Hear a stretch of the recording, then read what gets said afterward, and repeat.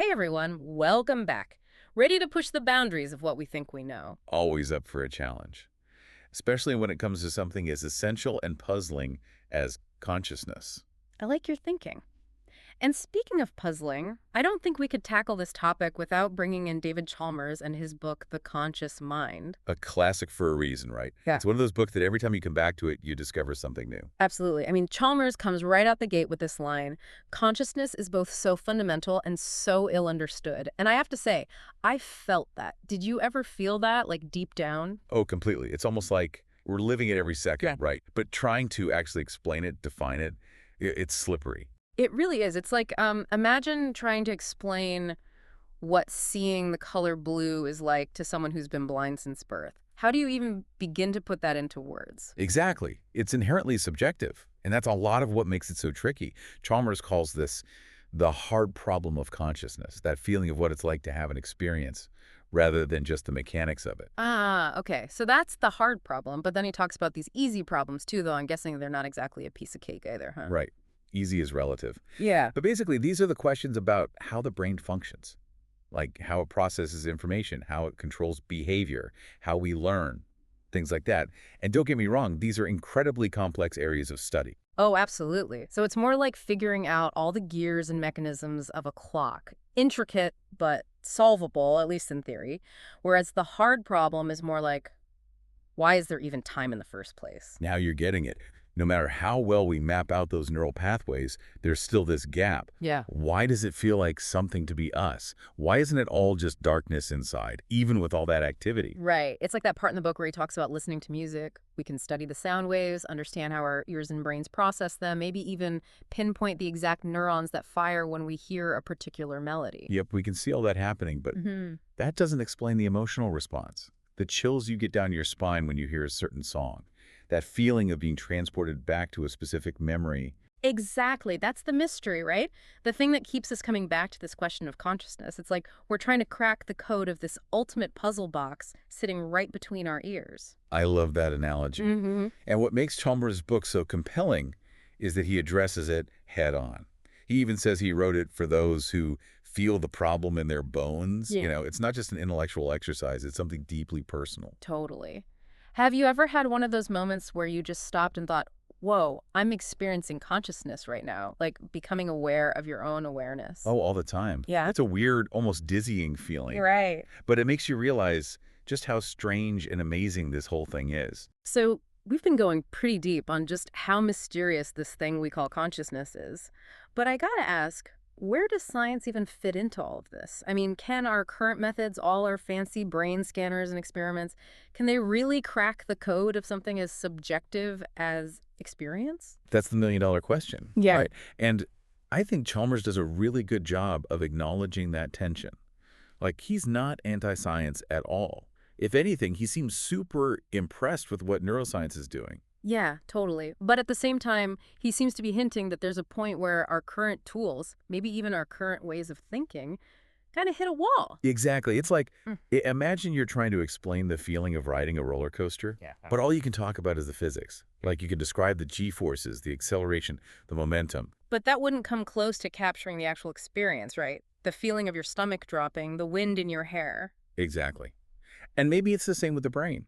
We can map out all the neural pathways, measure the electrical impulses, even identify which areas light up when someone feels happy or sad. But none of that actually tells us what it feels like to be that network of neurons, to have those experiences firsthand. Okay, I'm starting to get the picture. But to really dig into this difference, Chalmers talks about this idea of supervenience. I gotta admit, that one threw me for a loop. Yeah, it's a bit of a head scratcher at first. Think of it like this. Imagine a house of cards, right? The shape of that house, whether it's tall and pointy or low and sprawling, it all comes down to how those individual cards are arranged, right? Right, move one card the wrong way and the whole thing could crumble. Exactly. That dependence, that's kind of what supervenience is getting at. One thing depending on another. And what Chalmers is saying is that most things in the world, just like that card house, they supervene on the physical. You can't change the way something is without changing the physical stuff it's made of. So there's this logical link, but with consciousness, he's saying it's not so simple. That's the idea. Yeah. He suggests that consciousness might be what he calls naturally supervenient. So in the real world, sure, change the physical structure of the brain, and yeah, you'd probably change consciousness too. But it's not a logically necessary connection, at least not in the way we usually think about it. Okay. Now my brain's starting to ache a little, but in a good way. To illustrate this whole idea, Chalmers uses that thought experiment, you know the one, with the philosophical zombie. Oh yeah, that one's a classic. Always a good thought experiment to get the gears turning. So bear with me here. Imagine a being that looks and acts exactly like human. They can walk, talk, write a symphony, you name it. But inside, there's nothing going on.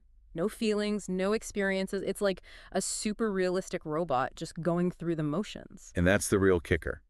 If we can even conceive of such a thing, if it's even possible in theory to have a being that's physically identical to us, but without any inner experience, then consciousness can't just be a product of physical processes. Because if it were, then a perfect physical copy should have the exact same inner world, right? Exactly. And that, my friend, opens up a whole Pandora's box of questions.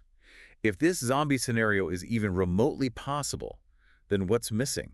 What's the special sauce, the extra ingredient that takes us from a bunch of moving parts to an actual conscious being? Okay, so if consciousness isn't just about the physical stuff, but it's not some separate mind thing either, where does that leave us? Are we back to that whole mind-body separation idea, like we're just souls driving around in meat suits?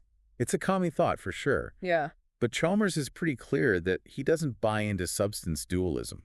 The idea that the mind and body are these two totally separate entities. So what's the alternative then? If it's not purely physical, but it's not this ghostly mind either, what's the middle ground here? Well, this is where things get really interesting. Chalmers proposes this concept of natural supervenience. Basically, the idea that consciousness could emerge from the physical world, but through principles, through laws that we haven't even discovered yet. So there are connections we're missing, like a whole other layer to reality we just haven't figured out how to see yet. Yeah, kind of. It's like, think about water for a second. People knew about water for centuries. Yeah. Knew it was wet, knew it flowed, knew it was essential for life and all that. But they didn't know about H2O.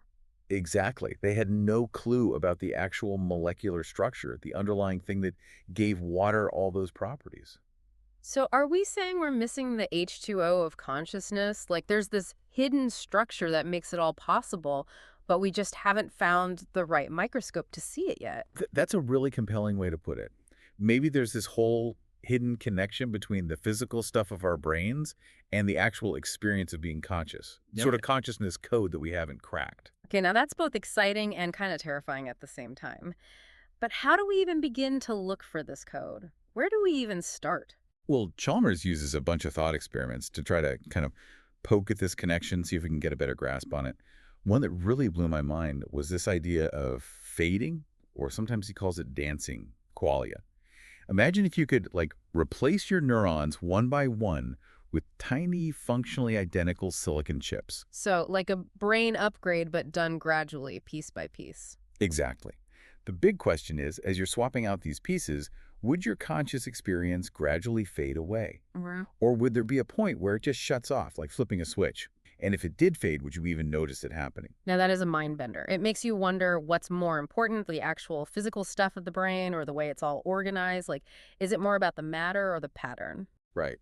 And that leads us to another really intriguing idea that Chalmers explores, the connection between consciousness and information. Okay, this is where I've been super curious.